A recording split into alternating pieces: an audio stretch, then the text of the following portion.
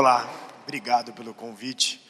Primeiro, como eu fiz aqui há 2 anos atrás, queria pedir uma salva de palmas muito sincera e muito forte para o Jordão, para a sua equipe, para todo mundo que é voluntário que faz isso aqui. Obrigado, pessoal.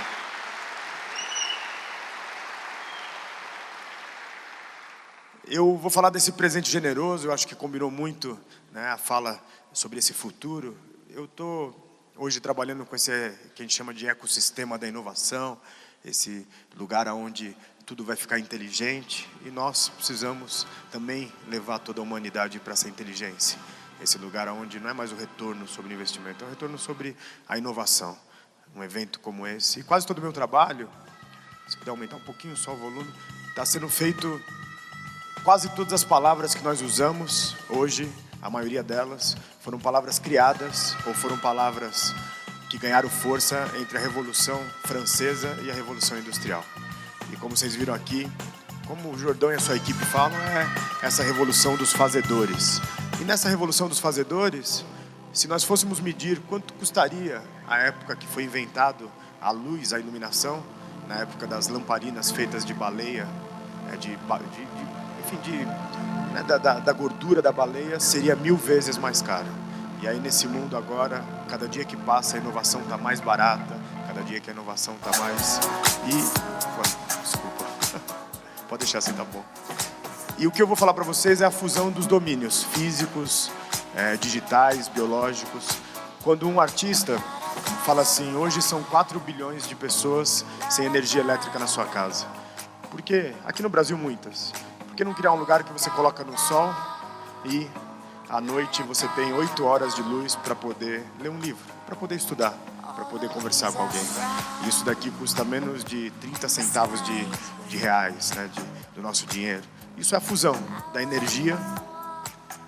E aí a gente continua nesse mundo onde eu e mais 2 colegas professores traduzimos, e eu recomendo que vocês coloquem em algum lugar visível na vida de vocês, como vai ser esse mundo daqui a 14 anos, 2030. Nada é futurismo. O que a gente está vivendo agora é uma aceleração como nunca visto. Vai ter dores, vai ter momentos de desacordo. Às vezes, como diz um amigo, sabe aqueles barulhos que nós escutamos grandes do mundo? É o velho mundo ficando para trás, porque agora é um mundo totalmente VUCA, um mundo volátil, incerto, ambíguo, um mundo complexo. E a gente está no limiar do que a gente chama de 4ª revolução industrial. Alguns chamam de 3ª onda tecnológica, não importa o nome. O que importa é a velocidade, a amplitude, a profundidade, o impacto do sistema nesse novo mundo. Nesse novo mundo que o Brasil vai ter que se perguntar onde ele vai estar. O Brasil vai ter que se perguntar, não com o seu anglicismo dessa 4ª revolução industrial, mas qual é o nosso impacto? Quando vai ser a nossa ruptura? Como isso vai influenciar a nossa vida? Como que a gente vai poder realmente fazer uma nação qual é o nosso papel como nação inovadora e como nós aqui inovadores? Porque, como foi dito aqui, quando a gente der a mão para a computação cognitiva, para a inteligência artificial, vai ser como foi dada a mão para as máquinas a vapor quando a gente substituiu os animais que faziam aquele trabalho duro. E quando nós misturarmos o melhor do intelecto da humanidade, a gente vai dar saltos quânticos, saltos como nunca visto. E aí já são 21 pontos de inflexão, 21 pontos onde na Argentina proibiram que as pessoas fizessem manifestação na frente da Câmara dos Deputados. E alguém disse assim, por que não se manifestar levando quase 20.000 pessoas de forma digital? Quando alguém foi lá e falou assim, já que sumiram as abelhas e é culpa do ser humano, foi criada uma abelha, que é a internet das coisas, onde essa abelha, ela poliniza 4 vezes mais rápido. Se ela acha uma praga, ela já mata. Nada é futuro, pessoal. Essa abelha já está voando entre nós. Ainda bem que ainda não no Brasil. A gente pode discutir o conceito ético, mas para alimentar 10 bilhões de pessoas, vai precisar de alta tecnologia. E aí, um professor amigo lá de Stanford, ele vendeu sua patente, né, para Johnson & Johnson e disse assim, eu vou criar um vinhedo onde tudo seja digitalizado, mas para me dedicar ao meu maior valor, que é fazer um vinho de qualidade. E esse mundo começa quando uma antiga marca de roupas, né, a primeira a fazer jeans, fala assim, por que não criar uma roupa íntima, analítica e com touchscreen? Seja o que lá isso signifique. Mas significa. Você está no momento que quer ter um bebezinho com a sua esposa, ou com o seu marido, com o seu companheiro, e aí a roupa avisa através de um tipo de um WhatsApp. Ela ovulou, a hora é agora. Abandona a sua palestra e vai lá fazer esse bebezinho. E o touchscreen é o quê? Se alguém tocar no bumbum, sem a permissão, já pode avisar para o 90. Então, um mundo mais fértil e mais respeitoso. Um lugar onde se pensa em argumento de realidade desde a década de 30. E aí vem um rapaz que eu tive o prazer, vem só um pouquinho menos, por favor. Vem as empresas unicórnios, que significam que empresas? Aquelas que ninguém acredita que existe, de repente ela aparece e muda tudo, vale mais de $1,5 bilhão. E aí eu tive com o Palmer Luckey, em novembro do ano passado, ele inventou esse óculos, mas por quê? Ele tinha um mantra. Por que no século XXI as pessoas não podem ir para o descobrimento do Brasil e ver como é? Por que as pessoas não podem ir para a Revolução Francesa? E ele, com esse jeito californiano, ali no inverno da Irlanda, dizendo como que foi que o sistema de educação não absorvia mais ele. E hoje a ONU está fazendo reuniões usando óculos para as pessoas verem em tempo real o que está acontecendo nas grandes fronteiras da Macedônia, da Grécia, da Itália. Quando ele fala assim, por que o fim da aula cronometrada e do espaço concreto? Se você quiser que seu filho vá visitar os dinossauros, teve um menino que visitou ali os dinossauros, ele vai poder ir até lá. Ele vai ver como era. Vai ser uma educação completamente diferente, uma educação em outro sentido. E nós, aqui a maioria de nós, vamos ver mais de 100 anos.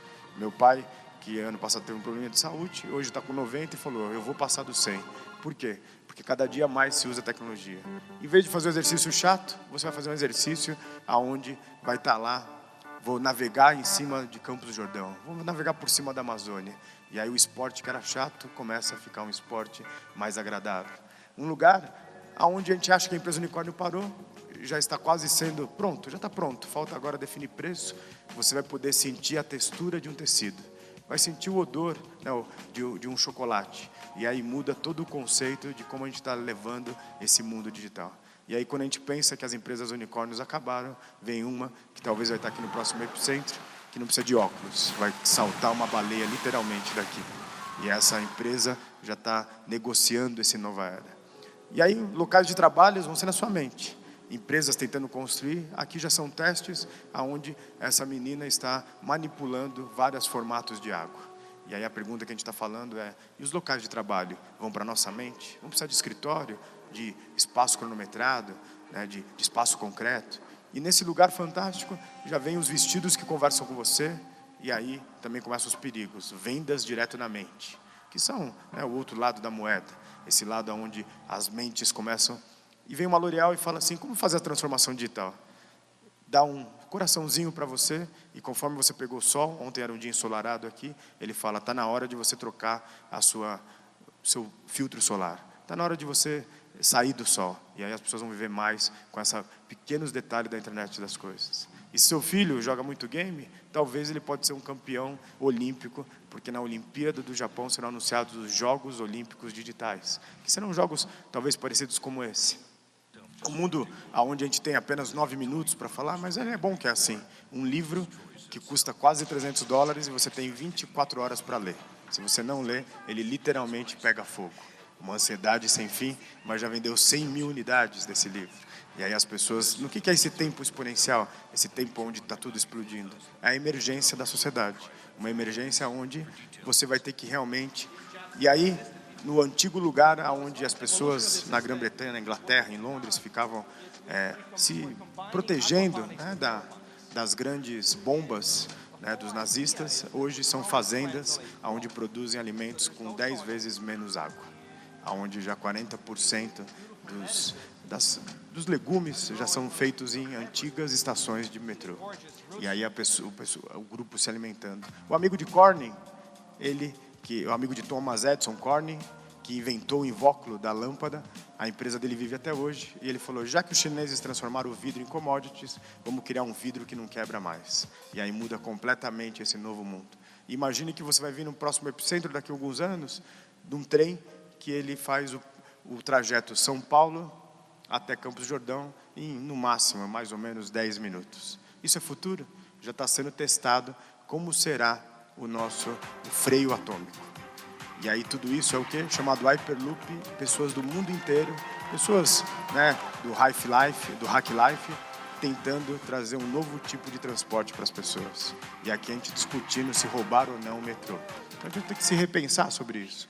Então tudo que eu disse, amigos, só temos limitações éticas, jurídicas e regulamentares. O mundo consegue dar um passo e nós aqui no Brasil brigando um com o outro, tão antagônico, né?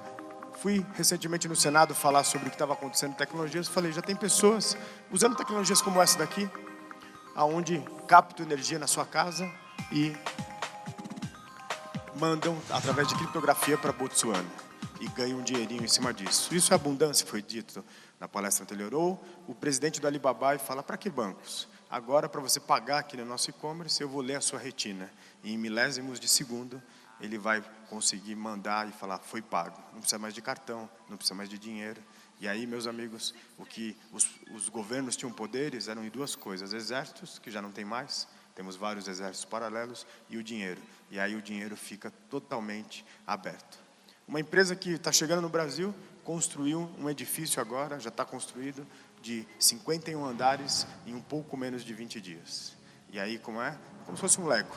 Muita inteligência, muita computação cognitiva e muito planejamento. E por quê, pessoal? Porque a partir de agora nós vivemos o que a gente chama de sociedade em rede. Nunca se viveu tanto dessa maneira. Quando se coloca uma moeda criptografada, tecnicamente acaba com a corrupção. Porque qualquer valor que transitar nesse mundo vai ser realmente catalogado, vai ser criptografado. E aí, vejam só, a BMW já mudou o seu negócio. Disse que não é mais uma empresa automobilística, é uma empresa de conexão urbana. Por quê?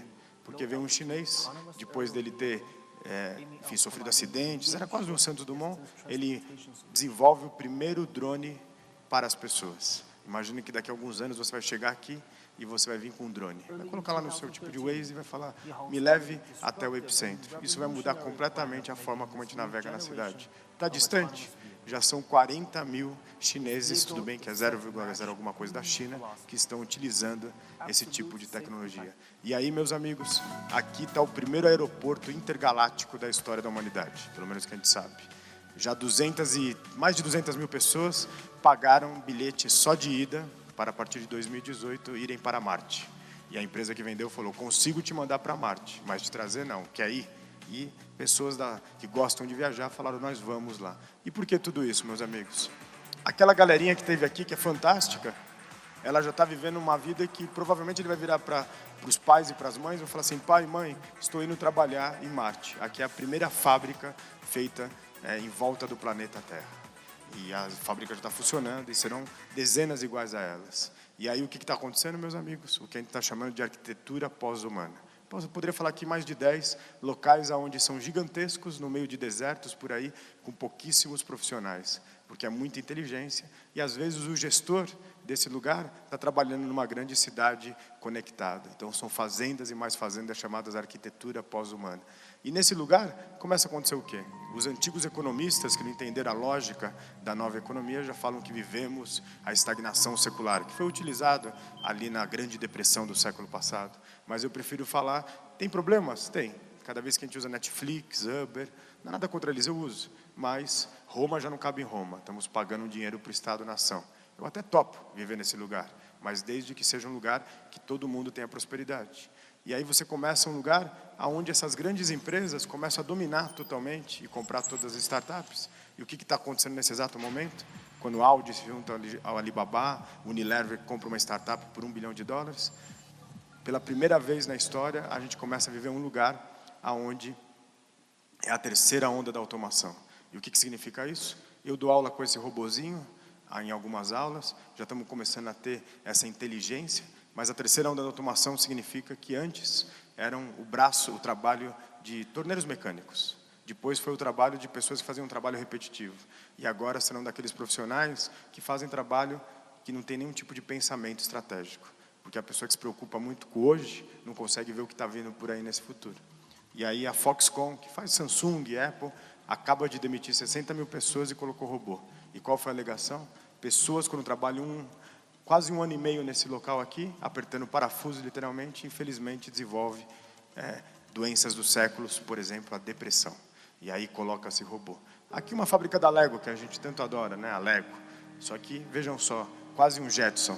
Nada poucos seres humanos. Aonde estão os seres humanos? nos escritórios de pensamento, de design, nos escritórios para desenvolver novas tecnologias. Então percebe esse novo mundo? E aí, vejam só, lá nos Estados Unidos, o número de startup hoje é menor que na década de 70. Por quê? Porque as grandes, né, a gente gosta da Apple, do Google, mas essas grandes criam um problema seríssimo, porque são pouquíssimos empregos e enfim, precisa se discutir sobre esse conceito de tantas as titãs gigantes. E o Brasil, amigos? Por que a gente está falhando? E falhando feio isso. Né? Fui pegar uma pessoa que ganhou, né, o Nobel de Economia. E ele não falou sobre o Brasil, ele falou sobre o mundo. E ele disse assim, a gente fica com problema quando tem o excesso dos Cs, de cerveja, de celular, de carro, de console, de corrupção. Não é nada, é legal sair daqui e tomar uma cerveja, mas o excesso, pessoas perdendo vida porque beberam muito, ou pessoas gastando 18 horas jogando, e o que a gente precisa de uma economia da cidadania.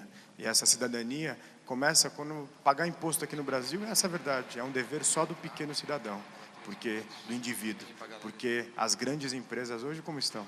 Sempre metidos em rolos, sempre metidos enfim, manipulando, e aí a gente começa a viver um mundo onde estão tentando, e não tem aqui fazer política, mas talvez a Lava Jato, doa quem doer, tem que continuar de qualquer maneira.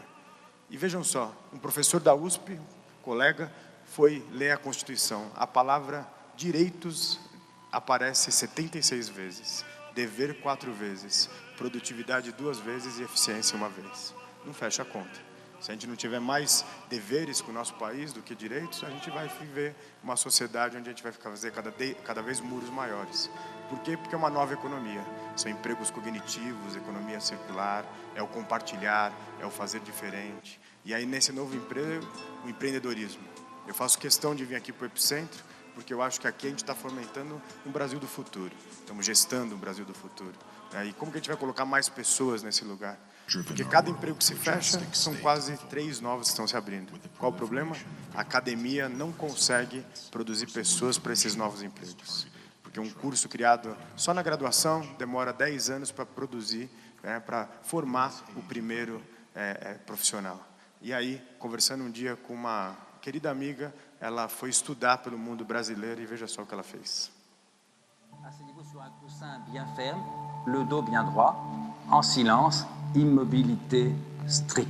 Et soyez attentifs à ce qui passe. C'est le présent. Les choses ne sont pas si simples. Par exemple, Seul le présent existe. qu'est-ce donc que le temps? C'est un instant. C'est extraordinaire. A humanidade é absolutamente obcecada pela passagem do tempo. This time has always been linear, based on our chronology, based on the ticking of the clock. This time is getting more precious because we have less and less time to kind of make the next revolution. Até chegar à internet, quando o espaço desaparece e o tempo fica instantâneo. O presente será eterno e mutante o tempo todo. Et alors ça, je crois que ça change considérablement notre vie et je dirais notre accès au bonheur. Dès que je nais, dès que j'arrive sur Terre, j'arrive pour mourir. Second by second, minute by minute, hour by hour, year by year. Why should we accept this? O prazer é associado à existência e à finitude. Isso que é o grande desafio. We're going to become a combination of biological humans and the technology that we're creating. Criaria um tipo de desigualdade social inédita na história da humanidade. Os que morrem e os que não morrem. We still have to decide who we're going to love, what project we're going to work on, what books we want to read, what languages we want to learn. Justamente porque nós vivemos dentro desse tempo finito, que nós tentamos de alguma forma driblar esse limite temporal. Poemas, sinfonias, literatura, a receita que vai de geração em geração da família, todas essas criações são criações que podem existir fora do tempo. Uma volta ao mundo, com filósofos, cientistas, artistas, pesquisadores e religiosos em busca da resposta. Quanto tempo o tempo tem? Se tu continui a vivere il tempo come lo vivevi prima, questo film è inutile per te ed è inutile per tutti. E aí, o que esse filme prova para nós? Que primeiro que o tempo não tem mais 24 horas, ciência pura. Tem entre 16 horas e meia e 19 horas. Eu já estou com meu tempo estourado, a gente acorda atrasado, vai dormir atrasado. Então chegou a hora dessas novas fronteiras da humanidade usar a tecnologia a nosso favor, para que a gente ganhe mais tempo, para que a gente viva num lugar de mais abundância. E nesse lugar de mais abundância eu fui estudar. Peguei como se é o perfil do que precisa para navegar nesse novo mundo. E vou falar apenas de 2 aqui. E eu acho que não é 2020, eu acho que é agora. Que é empatia e flexibilidade cognitiva.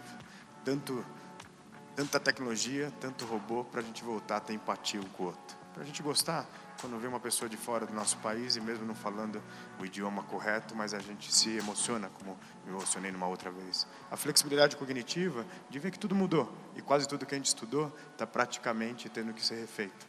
E aí me perguntam, mas e o Brasil? O Brasil vai ser líder de um novo ser humano que está nascendo.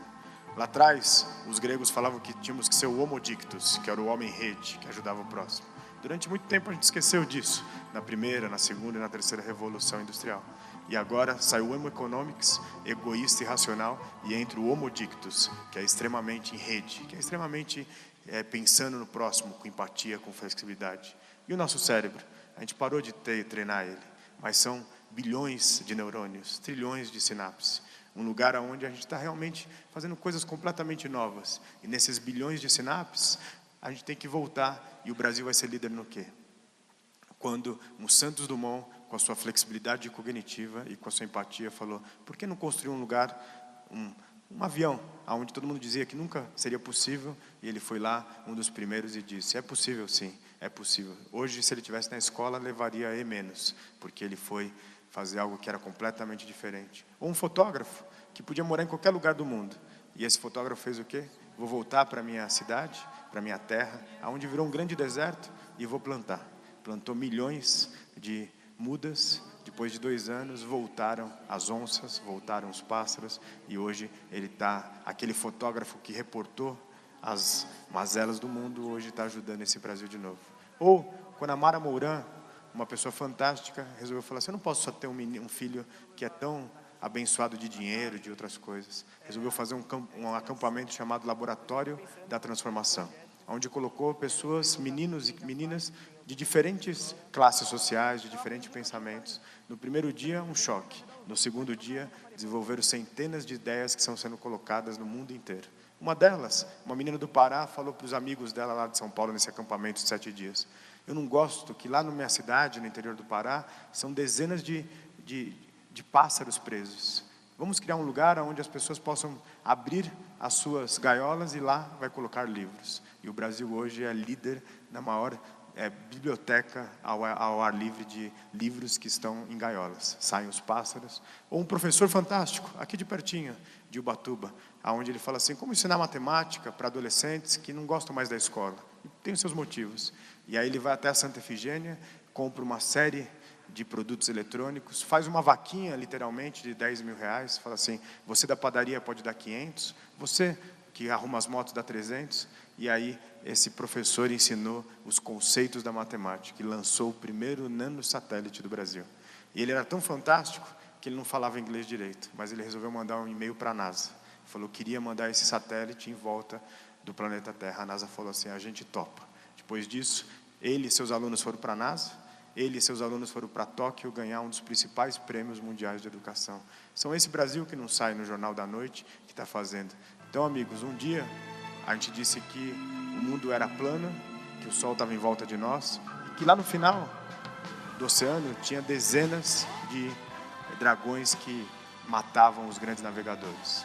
E eu sempre desenvolvo nesse novo mundo o meu ponto de Deus, que é aquela terceira inteligência que não tem nada a ver com religião, mas quando você faz coisas boas. E a minha forma de fazer ponto de Deus é colaborar, compartilhar um pouco do que eu tenho presente de Deus de aprender. Ou trabalhar em locais onde é voluntário, mas eu aprendo tanto. E um dia desses, uma amiga me ligou e falou assim, Gil, vem fazer parte de um projeto, que é o da primeira infância. Eu falei, mas eu não tenho filhos. Como o Maurício Feijão, que aqui é um amigo de infância, que trata o filho dele diferente. E lá, olha só o que a gente descobriu. One of the things that we know is that babies are the best learning machines in the universe. They're the world's original innovators. Every second, the brain is making between 700 and 1,000 new connections every second. Che ogni bimbo che nasce è una specie di sorpresa per l'umanità. Eu vou até o céu quando vejo ele batendo palminha, cara. How does it feel to be human? This life, what is this? Me siento mejor, sí, gracias. If you do not listen to children, you lose out children. Eu quero que eles saibam que eles têm uma voz e que eu estou enxergando eles, que eu estou escutando o que eles estão falando. Eu queria ser uma mãe mais presente. Eu queria poder escutar eles.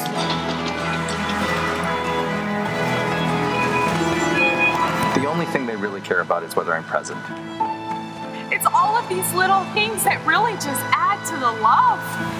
That love is an important part of the economy, which typically is not fully recognized in this society. When I talked to my former coworkers about becoming a stay-at-home dad, a lot of them were just like, why would you ever want to do that? Está formando a humanidade, cara. Como é que a gente pode pensar num mundo de paz, de colaboração, de bem-aventurança, onde o começo da vida não é levado em conta?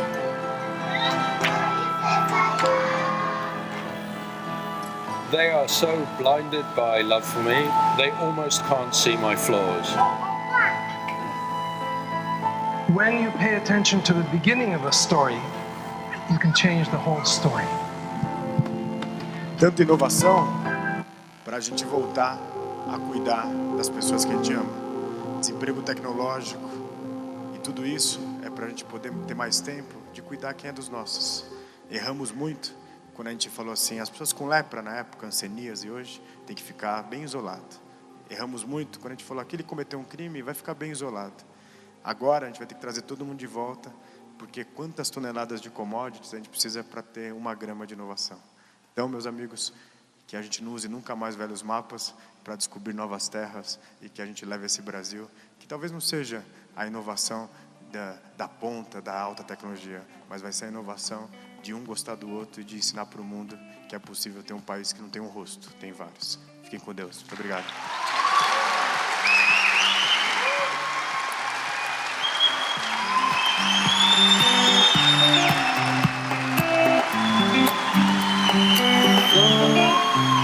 Love is a funny thing.